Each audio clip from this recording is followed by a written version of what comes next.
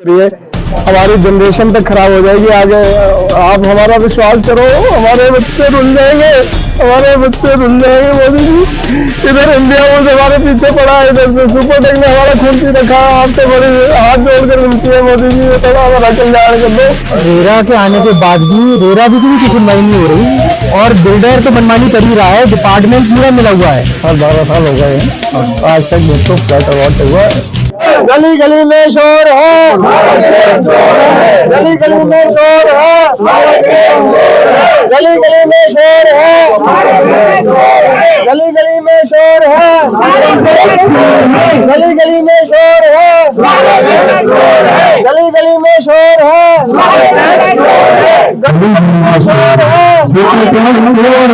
Home बाहर करे पुकार, खत्म करो ये भ्रष्टाचार। होम बाहर करे पुकार, होम बाहर करे पुकार, होम बाहर करे पुकार, होम बाहर करे पुकार, होम बाहर करे पुकार, होम बाहर करे पुकार।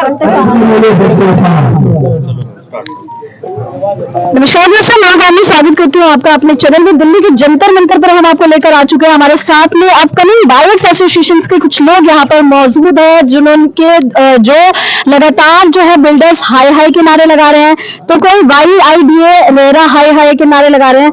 एक्चुअली मुद्दा क्या है, यहाँ के लोग हैं जो बहुत गुड़गांव के विभिन्न सेक्टर से यहाँ पर आए हैं। आइए इनसे बात करते हैं और जानते हैं कि आखिर इनका मुद्दा क्या है। हमारे साथ कुछ लोग जुड़े हुए हैं। सर, नाम क्या है आपका? मेरा नाम सचिन कुमार है। सचिन जी, क्या मुद्दा है, क्यों आए हैं दिल्ली? देखिए, मैं सेक्टर 68 गुड़गांव माहिरा होम्स का एक बायर हूँ। ठीक है, हमारा प्रोजेक्ट 2022 सितंबर में बनना था, लेकिन अभी तक उसकी 50% कंस्ट्रक्शन भी नहीं हुई है। और यहाँ तक कि ये हुआ कि 2018 में इसको लाइसेंस मिला था, सारे पेपर चेक होने के बाद। अथॉरिटी जो रेरा बनाई गई है, इसीलिए बनाई गई है प्रॉपर पेपर्स की स्क्रूटनी कर सके और फिर उसके आधार पर लाइसेंस दे। हमारी सारी पेमेंट जो 3 साल के अंदर जानी थी, सारी 100% पेमेंट जा चुकी है। और उसके बाद चौथे साल में हम इस बिल्डर का लाइसेंस कैंसिल कर दिया अथॉरिटी ने, DTCP ने, ये कहकर कि इसके जो पेपर्स थे वो फॉल्स डॉक्यूमेंट के आधार पर इसने लाइसेंस लिया था।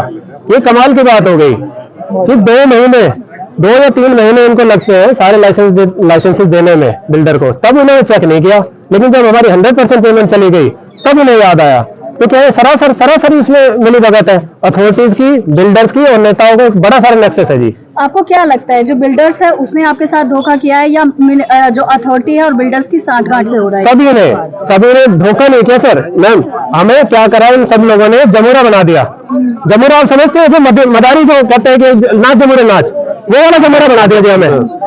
तो मदारी का रोल ले लिया अथॉरिटीज ने और बिल्डर ने। बिल्डर के पास जाते हैं, वो कहते हैं DTCP पे जाके नाचो, DTCP पे जाते हैं, वो कहते हैं हरेरा ऑफिस में जाके नाचो, हरेरा ऑफिस कहते हैं, वो कहते हैं कि चंडीगढ़ जाके नाचो, चंडीगढ़ वाले कहते हैं अनिल वीर साहब के पास जाके नाचो, अनिल वीर साहब कहते हैं कि जाके हरेरा में, तुम्हारे लिए हरेरा बनाया हुआ है, हरेरा में जाके नाचो। अच्छा, माहिरा जो ये प्रोजेक्ट है जो 2018 में जैसे आपने बताया उनके लिए, तो ये प्रोजेक्ट के बारे में आप लोगों को कैसे पता चला, उन लोगों ने कैसे कांटेक्ट किया, कैसे आप लोगों, कितनी संख्या है पहले? आप देखिए, 1497 हम बाहर से, हमें माहिरा होम्स के बारे में कुछ नहीं पता था। जो मैं साफ बताऊं अपने, हम बिल्डर को जानते भी नहीं थे। हमने क्या देखा, प्रधानमंत्री मोदी जी की स्कीम है ये, प्रधानमंत्री आवास योजना, कि इसमें हमें धोखा नहीं होगा।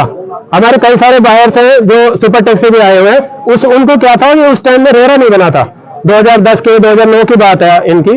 तो हमें उस टाइम तो पक्का हमें पता था कि ये यहाँ पर हमें इन्वेस्ट करना ही नहीं है। सारे बायर्स, सारे बिल्डर जितने भी हैं, सारे फ्रॉड है। लेकिन जब 2013 में रेरा कानून आया तो हमें थोड़ा सा विश्वास हुआ कि चलो अब हमारे से धोखाधड़ी नहीं होगी। लेकिन उसका परिणाम क्या निकला, हम सारे के सारे एक साथ खड़े। 1500 परिवार, यानी मान लो कि 10,000 से ज्यादा संख्या, अगर 5-5 लोग भी माने तो अभी भी 10,000 संख्या जुड़ी हुई है, परिवार जुड़ा हुआ है, माता पिता है। 24 से 25 लाख परिवार, तो 24 से 25 लाख, जैसे लाखों की 24 से 25 लाख जो आदमी है, उससे भी बड़ी बात। यहाँ पे 4-5 हजार या 8-10 हजार की बात नहीं हो रही। ये दिल्ली NCR में इतना बड़ा नेक्सस चल रहा है, जिसके अंदर में बिल्डर, अथॉरिटी, बैंक और एडमिनिस्ट्रेशन, इनफैक्ट जो सरकार के जो नुमाइंदे हैं, जो हमारे को वोट बैंक समझते हैं, उनको हमारी सिर्फ जब वोट मांगने होते हैं ना, उस समय याद आती है।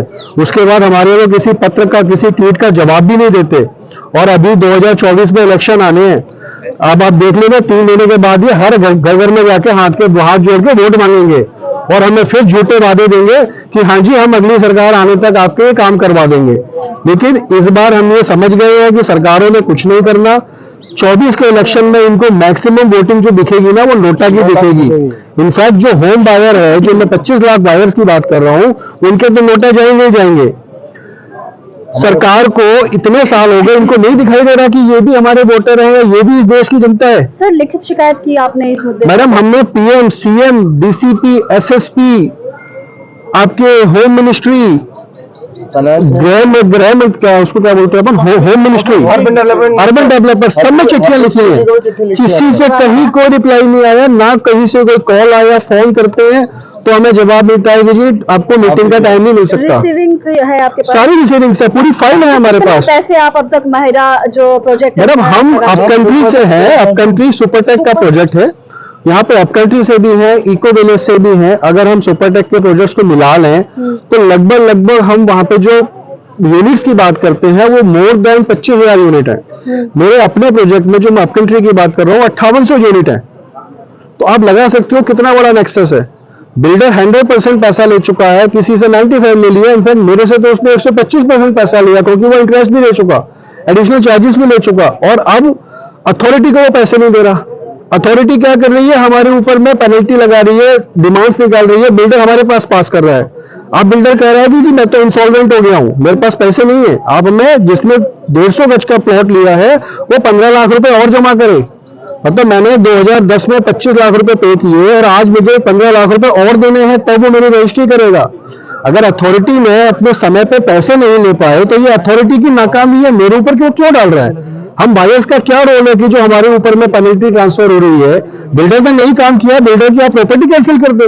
जब बिल्डर ने पैसा नहीं दिया उस समय आप लोग सो रहे थे, क्या कर रही थी अथॉरिटी? किस चीज की अथॉरिटी है? कितने वहाँ से चेहरे के साथ कितने बुजुर्ग लोग भी हमारे बीच में यहाँ पर मौजूद है। सर नाम क्या है आपका? मैडम जी, मैं तो बुढ़ा आदमी जी। हाँ। Rajiv Malhotra is my name. कहाँ से आए? I got retirement from the bank. मेरे को 12 साल पहले इन्होंने जो प्रॉमिस किया था, एक आईसी सेक्शन है जी, आईसी सेक्शन बोलते हैं, इन्वेस्टर क्लिनिक वाला, उन्होंने फंसा दिया इनके साथ। अच्छा। बड़े अच्छे तरीके से सुपरटेक का अच्छा आज कैसी स्थिति है? नींद आती है? प्रॉपर टेंशन रहता है? कैसा? ये मेरे ये ऑपरेशन हो गया मैडम। अगस्त 15 तक इन्होंने अलॉटमेंट देना था, पोजेशन देना था। 16 में ये ऑपरेशन हो गया। क्यों हो गया? मैं कहीं गिरा नहीं, कहीं कुछ नहीं। मेरी जो कमाई नहीं, पीएफ होता है, पीएफ का आधा तो उनको दे दिया मैंने। 18.5 लाख रुपए दे चुका हूँ जिंदगी भर की। और जब वो टेंशन आई 16 में, ये टेंशन आ गई, मेरा ऑपरेशन करना पड़ा जी। कुछ और वृद्ध लोग हमारे साथ में हैं। नाम क्या है जी आपका? मेरा नाम राकेश माथुर है जी। और मैंने 2014 में फ्लैट बुक कराया था, ये 2013 में, और आज 10 साल 12 साल हो गए हैं, आज तक मेरे को फ्लैट अलॉट हुआ। मैंने 100% पेमेंट करी हुई है। 100% पेमेंट होने के बावजूद कुछ युवा साथी भी हमारे बीच में यहाँ पर मौजूद है। देखा आपने हमारे साथ में। मेरा नाम करण अग्रवाल है, मायरा सेक्टर 68 का लाउटी हूँ। रेरा भी आ गया, बट रेरा के आने के बाद भी रेरा की भी कुछ सुनवाई नहीं हो रही, और बिल्डर तो मनमानी कर ही रहा है। डिपार्टमेंट पूरा मिला हुआ है। मैं तो यही बोलूंगा, हरियाणा डिपार्टमेंट जो बिल्डर का साथ दे रहा है पूरा मिला हुआ है, क्योंकि कोई सुनवाई नहीं की जा रही। हम जितनी बार भी लेटर लेके जाते हैं, आप ये देखिए, डिप्टी सीएम जो हरियाणा के डिप्टी सीएम, हम उनसे मिले, उन्होंने भी पास किया कि इसकी हम सुनवाई करेंगे, बट उसके बाद भी कोई सुनवाई नहीं। 6 महीने हो गए। अनिल विज सर जो कि ऑन स्पॉट डिसीजन लेते हैं हरियाणा में, आप जानते होंगे, उनकी भी कोई सुनवाई नहीं हुई। बिल्डर ऐसे मनमानी कर रहा है, ऐसे पब्लिक को मार रहा है। 1500 फ्लैट है, 1500 फ्लैट 300-400 करोड़ रुपए का घोटाला है ये पूरा। और लाइसेंस अरसठ पूरा डिलीवर किया नहीं, 4 लाइसेंस और दे दिए। डीसी चंडीगढ़ ने 4 लाइसेंस और दे दिए उसको। बिल्डर अगर एक काम पूरा नहीं कर रहा तो दूसरा काम के लाइसेंस कैसे दिए रहे? होल्ड करना चाहिए ना लाइसेंस को। बिल्कुल। तो ये थी हमारी युवा साथी की आवाज। सबसे बड़ी बात अगर करें हम लोकतंत्र की अगर हम बात करें तो विभिन्न प्रकार के जो राजनीतिक पार्टी है, लोगों का उन पर से विश्वास कम होता जा रहा है। वो नगर निकाय चुनाव में हम लोगों ने देख ही लिया किस प्रकार से लोग 30-40% वोट कर रहे हैं। और अब ये जो 25 लाख की जनसंख्या है, उन्होंने भी नोटा को जो है वो चुनना स्वीकार किया है। आखिर क्या कुछ वजह रही है इनको सताने की, इनको इस तरीके से करने की, हम सुन ही रहे हैं इन लोगों से। एक और साथी हमारे बीच में यहाँ पर मौजूद है जो सुपरटेक इको जो सुपरटेक है उनसे जुड़े हुए हैं। सर क्या नाम है आपका? मेरा नाम चेतन कपूर है क्या और कहना चाहेंगे? मैं सुपरटेक इको विलेज 3 को रिप्रेजेंट करता हूँ। हम लोग 12 साल से इस फ्लैट के अंदर फंसे हुए हैं। ये जो है अभी तक हमारी कोई सुनवाई नहीं हो रही है। हमने हर कोर्ट के अंदर जो है हमने एप्लीकेशन लगाई हुई है और जो है हमारी अब आंखों के आंसू भी सूख गए हैं। हम लोग जो है बहुत परेशान है। मोदी जी आप हमारी मदद करिए, हमारी जनरेशन तक खराब हो जाएगी आगे। आप हमारा विश्वास करो, हमारे बच्चे रुल जाएंगे मोदी जी। इधर इंडिया मुल्क हमारे पीछे पड़ा है, इधर से सुपरटेक ने हमारा खून पी रखा है। आपसे बड़ी हाथ जोड़कर विनती है मोदी जी, ये थोड़ा हमारा कल्याण कर दो। इन बिल्डरों को ऐसे सजा दो प्रभु, ऐसे सजा दो, ये कहीं पे भी जाके जो है इनको जो है ना कहीं था ना मिले। सुपरटेक बिल्डर को तो कहीं पे भी जो है मुक्ति ना मिले। भगवान ऐसा करे इसको कीड़े पड़ जाए, घर खानदान नष्ट हो जाए। हमारे पास बहुत नहीं है मैडम, हमारे पास परिवार के इन आंसुओं का जिम्मेदार कौन है? बहुत बड़ी जो है एक सवाल कह सकते हैं, वो सवाल हमारे साथ में यहाँ पर है कि आखिर इसका जिम्मेदार कौन है। तो देखा आपने, कैसी लगी आपको ये हमारी रिपोर्ट? कुछ देर बाद फिर से आपसे संपर्क करेंगे, तब तक के लिए जुड़े रहिए हमारे चैनल के साथ। धन्यवाद।